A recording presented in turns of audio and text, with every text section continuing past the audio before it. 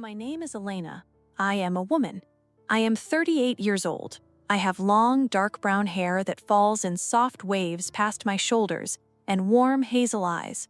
People sometimes tell me I am elegant or beautiful in a quiet, serious way, but I never really believe them. I work as a professor of literature at a respected university in the city. I love my job deeply. I spend my days discussing novels, poetry, and the power of stories with bright young minds. My students are full of passion and ideas, and teaching them keeps me feeling alive even on the hardest days. My life outside the classroom is calm and orderly. I wake up early, drink my coffee while reading, go to campus, teach my classes, attend meetings, and then return to my small apartment filled with bookshelves. I have a few close friends I meet for dinner once a month, but I am not dating anyone. I have been single for almost 4 years now, ever since my last relationship ended quietly and without drama. Sometimes the quiet feels peaceful. Other times, especially late at night, it feels heavy and lonely.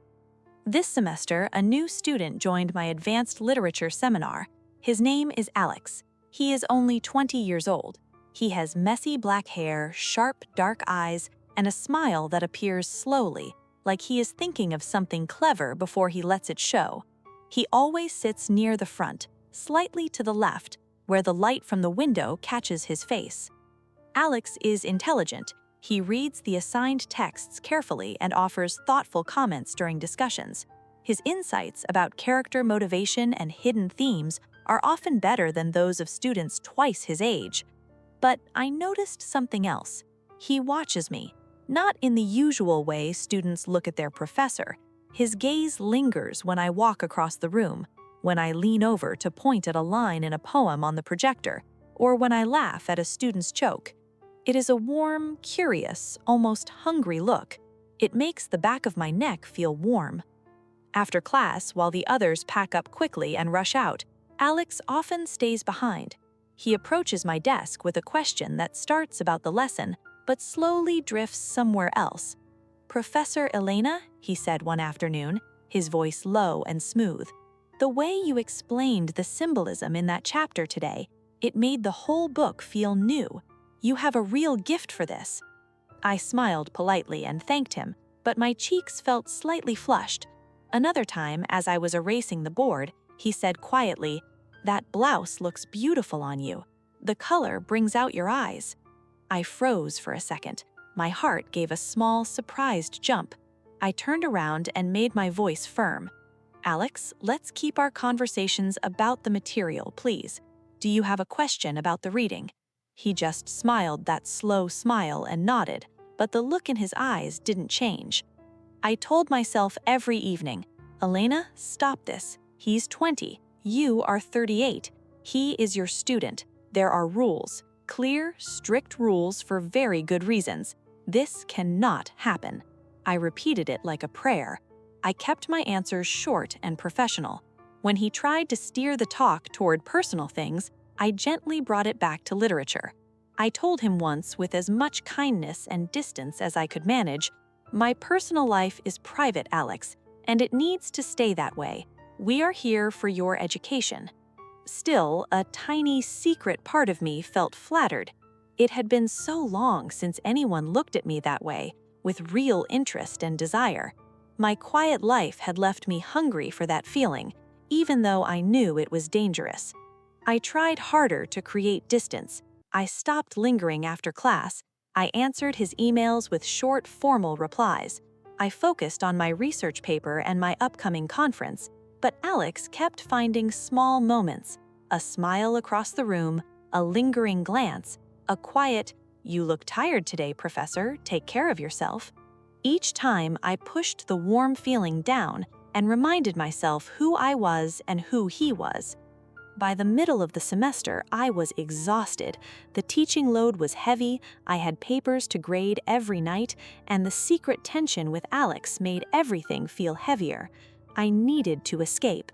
I searched for a quiet getaway 2 hours away by train. It had a peaceful beach, a few good restaurants, and most importantly, no one from the university would be there. I booked a room in a small boutique hotel right by the sea for 4 days. I told myself this trip would clear my head, reset my emotions, and help me return stronger and more professional. The first 2 days were perfect. I walked along the shore in the morning, read novels on the balcony in the afternoon, and had quiet dinners watching the sunset. I felt the weight lift from my shoulders. On the third evening, I decided to try the hotel's small beachside restaurant and bar. It was a warm night. I wore a simple light blue sundress and sat at a table near the open windows, listening to the waves and sipping a glass of chilled white wine. I felt relaxed and far away from my real life. Then I heard a familiar voice behind me. "Professor Elena?" I turned so quickly I almost knocked over my glass. There stood Alex, wearing a casual white shirt and shorts, looking tanned and surprised. He was with 2 friends, both young men his age. My stomach dropped.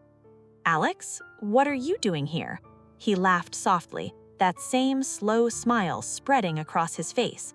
"My friends and I came for a quick break before finals. This is crazy, of all places." His friends grinned and waved politely, then wandered off to find their own table when Alex gave them a look. He stepped closer. "Can I join you for a minute, just to say hi?" I hesitated. We were far from campus. No one here knew us. No rules were being broken just by talking, right? "1 drink," I said finally, "and we don't talk about class."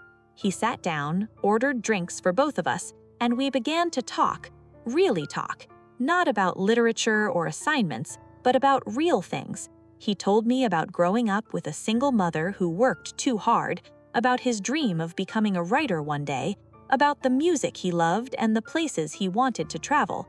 I found myself opening up too, telling him about my love for old books, the loneliness that sometimes crept in after long semesters, and how I sometimes wondered if I had missed out on a more exciting life. The drinks kept coming. 1 became 2, then 3. The conversation flowed easily. He made me laugh until my sides hurt. For the first time in years, I didn't feel like Professor Elena. I felt like Elena, a woman sitting by the sea with an attractive young man who looked at her like she was the most interesting person in the room. When the bar began to close, we walked out onto the beach. The sand was cool under our bare feet. The moon hung low and bright over the dark water. Alex reached for my hand. I let him take it. His fingers were warm and steady.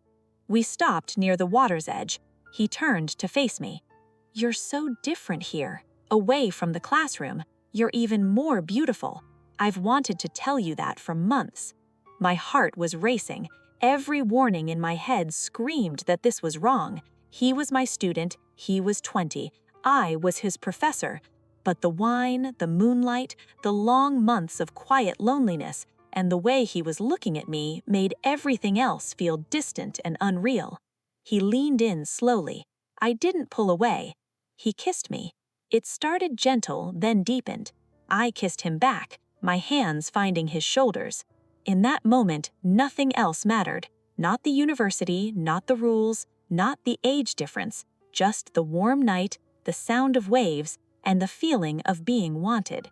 We walked back to his hotel room. It was simple and messy in the way only a young man's room can be.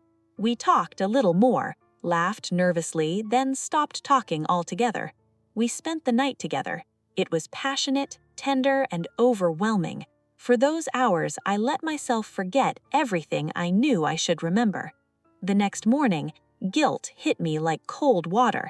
I woke up beside him, my mind spinning. What had I done? But when Alex smiled sleepily and pulled me closer, whispering that he had wanted this for so long, a part of me still felt happy and alive. We agreed it had to stay secret. "Just for now," he said. "When the semester ends, things will be different." I left the coastal town the next day with my heart full of conflicting emotions: guilt, excitement, fear, and a dangerous hope. Back at the university, everything changed. In class, Alex barely looked at me. He sat toward the back now. No more lingering glances, no more staying after class. He left quickly with his friends every time. When I sent him a careful text asking if he was okay, he replied with only one short message: "Everything's fine, see you in class." Days turned into a week. The cold distance hurt more than I wanted to admit. I felt confused and rejected. Had the night meant nothing to him? One afternoon, I was walking past the large student common area when I heard loud laughter coming from a group of boys sitting on the grass. Alex's voice was among them. I slowed down without meaning to. One of his friends was speaking loudly. "Dude, you actually did it? With Professor Elena, the hot literature one?" Alex laughed, a confident, boastful laugh I had never heard from him before. "Yeah, man, on the beach trip. Took 3 drinks and she was all over me. Easiest $100 I ever made." Another friend whistled. "No way, you won the bet? Paid up already."